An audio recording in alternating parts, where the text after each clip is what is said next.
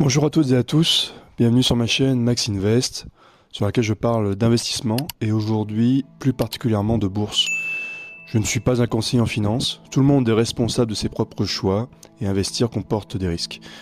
Je ne donne que mon retour d'expérience sur mes propres investissements et mon objectif est de faire mieux qu'un livret A. Je n'ai absolument rien à vendre sur ma chaîne, mais si tu veux me soutenir, tu peux utiliser les codes d'affiliation que tu trouveras dans la description de la vidéo. Ces codes te permettront en fonction des offres en cours de gagner un peu d'argent pour démarrer tes investissements. Tous ces codes sont liés à des établissements que j'utilise personnellement et surtout dont je suis pleinement satisfait. Bonjour à toutes et à tous, on se retrouve aujourd'hui donc pour faire le suivi de mon PEA chez Fortuneo Bank. J'ai un petit mois de retard, je suis désolé, donc on va essayer de tout couvrir aujourd'hui, donc le mois précédent, le mois de mars, et aussi le mois de février. On va voir un petit peu ce qui s'est passé durant ces 2 derniers mois. Comme on peut le voir donc sur le graphique position, donc c'est toujours mon ETF BNP Paribas qui représente le plus de pourcentage puisqu'il représente 27%, suivi maintenant de près par Pernod Ricard, puisque j'ai renforcé pas mal ces derniers temps, qui représente 17,32%, LVMH 14,38%, mon ETF Nasdaq 12,73%, Air Liquide 10,97%, l'ETF WPEA 10,84% et enfin la dernière position Total Energy qui représente 7,27% du portefeuille.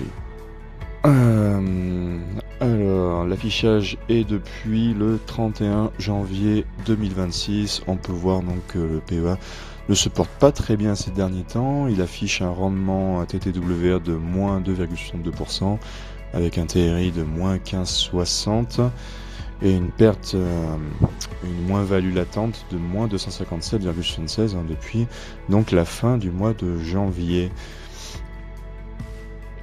Au niveau des titres, je pense que c'est pareil pour beaucoup d'entre vous. Seules mes pétrolières se portent pas si mal que ça.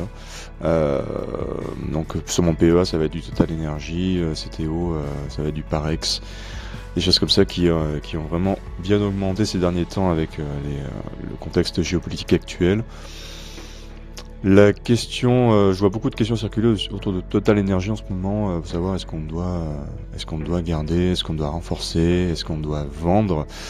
J'avoue que moi, quand je m'étais positionné sur Total, je m'étais dit que quand on approcherait des 80 et plus, je commencerais sérieusement à réfléchir, à revendre certaines positions. Donc là, on commence à se rapprocher, on va dire, de mon seuil et il est tout à fait possible que je revende un petit peu.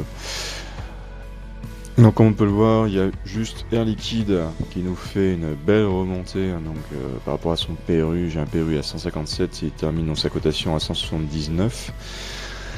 Et tout le reste est dans le rouge. Et dans le rouge a oscillé depuis maintenant depuis 2 mois. Et plutôt descendu et on peut voir des sommes assez importantes avec des TWR qui descendent à moins 14, moins 13 pour LVMH depuis donc la fin du mois de janvier. Mes plus gros renforts pour ces derniers mois, donc ça a été justement les 2 derniers, côté LVMH et côté Pernod Ricard.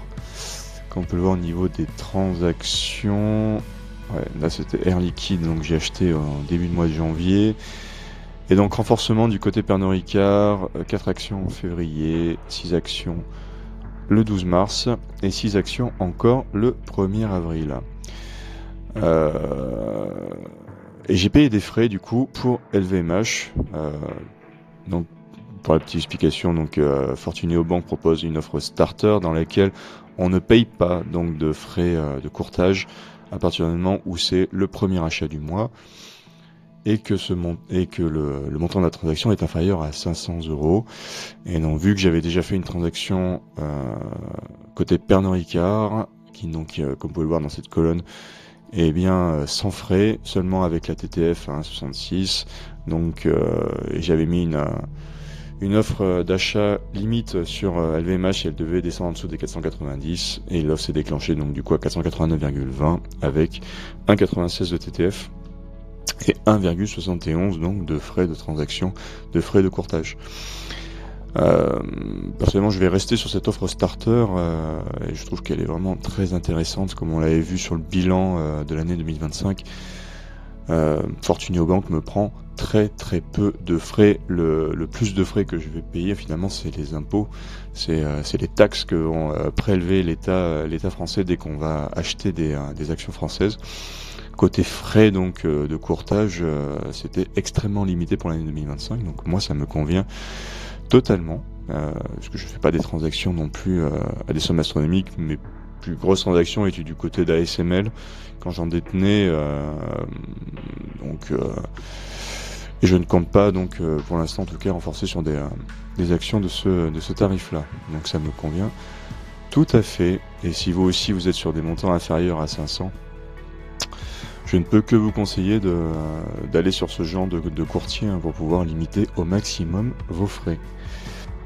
Donc si on met les chiffres depuis le début de l'année, on peut voir effectivement que ça va plutôt mal, mais je pense que c'est un sentiment qui est plutôt général sur la plupart des PEA actuels, à part si vous avez que du full total ou des choses comme ça. Donc pour ma part, pour les prochains mois, je vais surveiller de près, notamment côté LVMH et côté Pernod Ricard. Si Pernod devait encore descendre, il y a de grandes chances que je continue à faire mon renforcement. Je surveille de près aussi les ETF, j'avoue l'ETF S&P 500 particulièrement.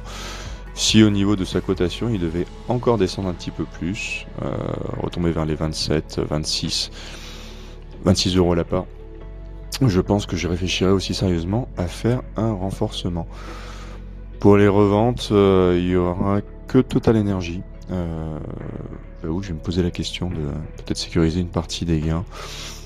Mais pour l'instant, pas d'empressement pour ma part de mon côté. Dites-moi en commentaire comment se sont comportés vos PEA durant ces derniers mois et durant cette crise. Je vous souhaite une excellente journée, beaucoup de réussite dans vos investissements et à bientôt pour la prochaine vidéo. Allez, salut!